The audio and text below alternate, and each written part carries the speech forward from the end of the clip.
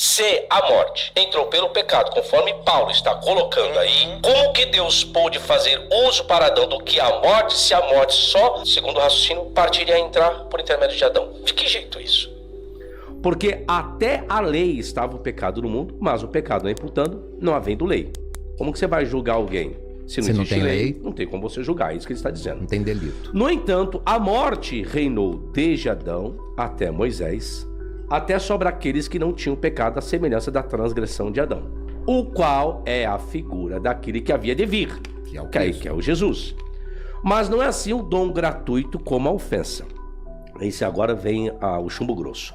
Porque se pela ofensa de um morreram muitos, muito mais a graça de Deus e o dom pela graça, que é de um só homem, Jesus Cristo, abundou sobre muitos. Levanta só um pouquinho, versículo 16. Aí. E não foi o dom como a ofensa, por um só que pecou, porque o juízo veio de uma só ofensa, na verdade, para a condenação. Mas o dom gratuito veio de muitas ofensas para a justificação. Porque se pela ofensa de um, a morte reinou por esse, muito mais os que recebem a abundância da graça e o dom da justiça reinarão como? Em vida, por um só, é Jesus Cristo. Pois assim como por uma só ofensa veio o juízo sobre todos os homens para a condenação, assim também, adoro essa expressão, assim também, a expressão de proporcionalidade, assim também por um só ato de justiça, que é a crucificação de Jesus, veio a graça sobre todos os homens para a justificação devida. Aí eu pergunto, porque como pela obediência de um só homem, muitos foram feitos pecadores, assim pela obediência de muitos serão feitos justos. Aí eu pergunto, padre, o que Adão cometeu, o senhor concordou com aquilo que Adão fez? Se eu concordo com Adão, não, porque foi ele que pela história da salvação é quem nos prejudicou humanamente. Você aceitando aquilo que Adão fez, aceitando ou não, o senhor tem pecado? Tenho. Adão pecou, eu não aceito o pecado de Adão, mas eu tenho um pecado segundo a Bíblia, certo? Pecado humano. Ok. Que nós chamamos de pecado original. Aceitando ou não, eu tenho um pecado, não é isso? Olha que interessante isso aí que Paulo está colocando. Aceitando ou não o que Adão cometeu, eu tenho um pecado. Por que para ter a salvação eu tenho que aceitar? Não seria lógico, então, já que Jesus morreu na cruz, já que morreu por todos, porque eu tenho que aceitá-lo para ser salvo? Eu não concordo com o que Adão fez e não aceito. Aceitando ou não, eu tenho um pecado. E para ter a salvação, eu tenho que aceitar Jesus? Não seria algo irreal do que Paulo está tratando aí? Mas é interessante, o senhor leia o versículo 20, ali onde o senhor parou. Veio, porém, a lei para que a ofensa abundasse. Sobe mais um pouquinho. Ou desce. Sobe ou desce pra gente ver o 20. Pegou no meio da tela. Aí, isso. Pedrão, valeu. Veio, porém, a lei para que a ofensa abundasse. Que até então, sem a lei, estava lá no tempo, não tem limite. Isso. Não tem como você... Como que você julga se é ofensa ou não, se não tem lei? Se não tem um parâmetro a ser seguido. Então não tem. Agora que chegou a lei, criamos a lei, Moisés estipula a lei, então a partir de agora nós sabemos o que pode e o que não pode. Certo? Então, por quê? Vamos lá. A lei para que a ofensa abundasse, mas não que não existisse. Sim. Porque a morte ela entra e não precisou da lei. Justamente. Vamos voltar um pouquinho nesse assunto aqui, padre. Vamos lá. Olha só o que nós estamos tratando aqui, que interessante. Nós estamos falando de condenar ou absolver mediante o conhecimento. Isso. Não tem como eu condenar alguém se alguém não conhece a lei. Quando não conhece a lei, o que acontece? Contratamos um advogado para que possa nos defender perante a lei, uma vez que eu não conheço a lei. Então por isso que serve advogado hoje, para me defender mediante aquilo qual eu não conheço, mediante a acusação. Padre, raciocine comigo e vamos ver se a sua crença concorda ou discorda. Quando Deus chega assim e fala assim para Adão: Adão, não coma, certamente morrerás. Se a morte entrou pelo pecado, conforme Paulo está colocando aí, como que Deus pôde fazer uso para Adão do que a morte, se a morte só, segundo o raciocínio, partiria a entrar por intermédio de Adão? De que jeito isso? Porque se Deus fala assim, Adão não coma, certamente morrerá, necessariamente, filosoficamente, Adão, Senhor, o que é a morte? Como que eu posso condenar alguém ou penalizar alguém, sendo que ele não conhece o que seja aquilo? Parece que a morte já existia, padre. Ou não? A morte já era vista como um castigo, né? Logo, então, a morte então não adentrou pelo pecado de Adão, porque a morte já existia antes do pecado de Adão. Entra para aqueles que descendem de Adão. Então a morte já existia, concorda? A morte existe. Não, a morte já existia antes de Adão pecar. Existia. E a morte existia de que forma? O padre consegue filosoficamente imaginar? Quando nós falamos da morte no período do Gênesis, nós estamos falando do distanciamento daquilo que é o totalmente puro, que seria Deus, a imagem de Deus. Então, o distanciar-se, esse alejar-se de Deus, do divino, esse afastar-se da luz, esse afastar-se daquilo que é o provedor da vida. Então, a morte aqui, ela não é uma substância, ela é vista como um ente. Então, a morte, ela toma posse do objeto a partir do momento em que o objeto se distancia daquilo que é a provisão da vida, que é Deus. Né? O livro, o apócrifo de Enoque, que vai falar a respeito da queda dos anjos, vai falar justamente que a ausência do bem gera o mal. Então, o demônio e Satanás e tudo, o mal, a essência do mal enquanto ente, é criado justamente pelo alerramento desse ser divino, do bem. Então, a morte é o resultado do distanciar-se de Deus. É o morrer aos poucos, é o morrer na alma, é o morrer no espírito. Agora, vou ilustrar para o senhor o meu pensamento para tentar ser um pouco mais claro, de forma mais psicanalítica. Uma mãe, comentei isso com vocês ontem, uma mãe que vai para o meu consultório porque o filho é dependente químico e sofreu um acidente, depois de anos dando muito trabalho como dependente químico, sofreu um acidente e morreu. E essa mãe vai para o consultório para tratar o luto. Então, ela diz, eu estou aqui porque eu perdi o meu filho. E eu pergunto, quando você perdeu o seu filho? Ela diz, há 1 semana. Eu, de que modo? Ela, num acidente de moto. Eu preciso levá-la à consciência de que aquele filho que morreu no acidente de moto já não estava mais vivo. Porque ele já não era mais um ente que estava próximo da experiência de vida, porque ele foi consumido pelas drogas. Então, quando é que a mãe de fato perdeu o filho? Não foi no acidente de moto. Quando ele já estava perdido. Ele já perdeu quando ele já morreu antes. Ele morreu antes da morte física. Sim.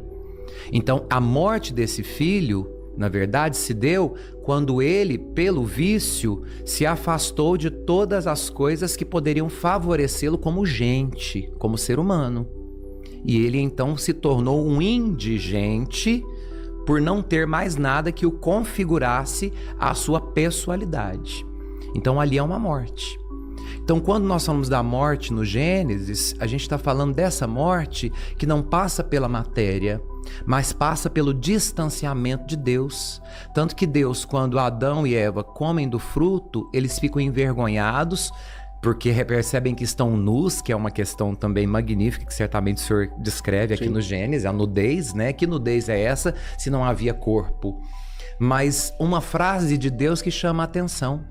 Deus, que é onipotente, onipresente, onisciente, grita perguntando, Adão, Adão, onde estás? Onde estás? Por que a onisciência de Deus não sabe onde está Adão? Quem está perdido, Adão ou Deus? No caso, Deus. No caso, Deus. Então o autor sagrado quer mostrar o sofrimento de Deus pelo distanciamento do filho, do Adão que ele criou para ser a sua potência. Então o que Deus na verdade grita é um grito de desespero. Por que vocês fizeram isso? Era preciso? Então a morte não é uma consequência do final da matéria. A morte é uma consequência do final do espírito. Então é possível morrer diversas vezes, professor. É possível morrer em diversas ocasiões. É possível morrer todos os dias e é possível viver todos os dias. Gostei desse raciocínio. A única coisa que ainda não encaixou para mim é porque a fala morte vem antes do erro de Adão. Então, como que eu... porque a admoestação de Deus, se comerem terão que morrer. Então, a consequência seria a morte. Então esse distanciamento, a morte como distanciamento que você colocou, eu já não conseguiria entender muito bem, porque dentro do relato bíblico isso vem depois, né? Eu entenderia numa cadeia alimentar. Não colocando que todos os animais são herbívoros, segundo a Bíblia, sim.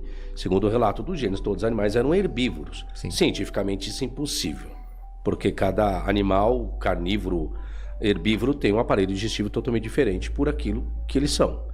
Então eu teria que a morte seria justamente para os animais de uma cadeia alimentar, a questão da sobrevivência, para Adão entender o que era a morte, que era o distanciamento, né? Aí eu entenderia muito bem nessa colocação.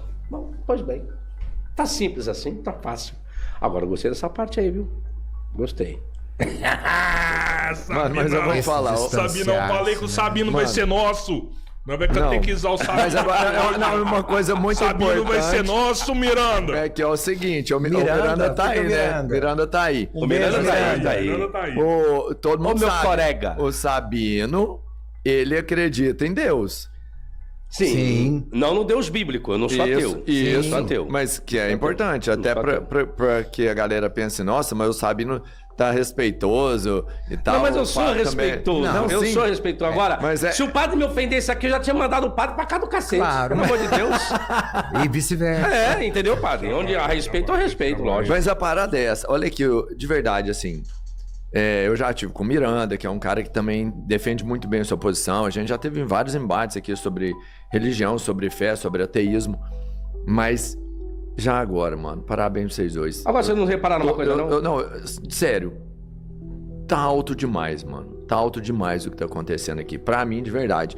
Sabe, o Sabino vai falar, e eu já te conheço, eu sei do conhecimento que você tem, da qualidade que você traz na sua palavra, no seu conhecimento. É surreal. Mas o Fábio também mostrando a fé dele, o porquê e a argumentação dele. Cara, não é que um tá convencendo o outro, mas, cara, tá muito alto o que vocês estão fazendo aqui, de verdade. Aqui não tá tendo apologia. Sim, eu não estou defendendo e o padre não está defendendo. O padre está colocando a sua interpretação filosófica. Exato, que ele a interpretação de cada um. Ele entrou aí agora que eu gostei. A hora que ele falou de Deus se perdeu, eu gostei muito de filosoficamente ele colocou. Da onde está você? Justamente. Caralho, então quem estava perdido, por isso que eu falei, gostei. Porque essa ótica filosófica eu não tinha pego. Porque como eu sou hermeneuta, eu interpreto o texto, eu coloco. Eu ainda falo assim, padre, o que levou Adão a comer do fruto? Agora eu vou filosofar. Não é minha área, tá? Eu tenho um elemento interessante no relato do Gênesis, quando Deus cria Adão e Eva. Quando Deus cria Eva, aí Deus fala assim, portanto, Adão diz, essa é os meus ossos, carne da minha carne. Aí vem no finalzinho. Esta sim. Isso. Portanto, deixará o homem pai e mãe unir-se à sua mulher. Aí você pergunta, mas desde quando foi que Adão e Eva tiveram pai e mãe? Não tiveram pai e mãe. Só que você vê que a visão do escritor, quando ele está escrevendo, está dentro de uma cultura, sabe o que é deixar o lar dos pais para conviver conjugalmente. E é importante, o senhor, acho que o senhor tem até mais propriedade do que eu para falar sobre isso, porque na hermenêutica o senhor vai dizer isso. A interpretação, o autor sagrado do Gênesis, ele vai escrever o Gênesis para dar um começo para as escrituras, porque não existia a ideia de como tudo começou dentro do judaísmo. A ideia foi passada pela tradição, não era nem escrita, era oral, dos patriarcas Abraão, Isaac e Jacó. Mas e antes dele? Como que nós vamos chegar no princípio das coisas? Então foi preciso ler muita literatura suméria, foi preciso se aprofundar muito na Mesopotâmia. O exílio da Babilônia, apesar de ter sido uma desgraça para os judeus, é o que nos deu o que nós temos hoje como conteúdo bíblico. Se não fosse o exílio da Babilônia, nós não teríamos absolutamente nada. Né? Então, quem escreve, o autor sagrado, ele escreve pela emoção das literaturas que chegavam à Babilônia. Então, por isso que ele vai usar termos que são muito próximos, né, dessa cultura suméria, babilônica, mesopotâmica, e por isso que ele vai, inclusive, ter contradições no próprio texto. Por quê? Porque não cabe com a fé monoteísta muito daquilo que o autor sagrado coloca como literatura judaica. Sim. Né? Então ali a gente vai encontrar, inclusive, contradições. Eu quero tirar uma dúvida com o padre católico, que eu quero lembrar agora, o padre estava falando. Quais são os sacramentos da Igreja Católica? Os 7 sacramentos. Quais são? Nós temos o batismo, que é a iniciação. Nós temos a penitência. Nós temos a Eucaristia. Depois nós vamos ter o matrimônio. Aí, pronto. A ordem, matrimônio. Termina a ordem. Pode lembrar, vai lá. A ordem. A unção dos enfermos. E por último a unção dos enfermos, né? Se a gente fosse colocar num nível de... Uma ordem sistemática. Uma ordem sistemática. E nós temos a confirmação, eu falei? A crisma? Não, isso aí não. Não, a confirmação. Crisma não. Aonde que eu queria chegar? Eu falei que ia falar filosoficamente, né? Que eu gostei da sua posição filosoficamente. Aí eu coloco o que levou Adão a comer do fruto. Porque a ordem foi para Adão, não foi para Eva. Deus deu ordem, você vai morrer. Logo, Adão sabia o que era a morte. Eu vou entrar no Sagrado Sacramento, é isso? Nos sacramentos. Vou entrar no Sagrado Sacramento. O que o escritor quer passar? O que é realmente um casamento? O que é uma união conjugal? Isso é lindo que ele faz. Quando traz esse detalhe, portanto, deixará o pai e mãe unir-se à sua mulher, isso é um costume, que esse costume de deixar lar dos pais e você morar no seu cantinho, isso vem do período de Davi. Nem de Moisés essa cultura e esse costume, porque Moisés vai morar na casa do seu sogro Jetro. Então, quem escreve posteriormente, quando existe esse costume. Mas o que levou Adão a comer do fruto? Sabia que Eva ia morrer. Então, a essência do amor é tão grande que Adão teve por Eva, que ele falou, já que você vai morrer, morrerei junto com você. Caraca. Por que nós dizemos até que a morte os separe? E até mesmo ele sabia que ela iria morrer, ele falou, não, eu amo você a ponto de morrermos juntos. Porque tornaram-se uma só carne. Uma só carne. Não tinha como Deus Eva uniu... morrer e Adão permanecer vivo. Isso.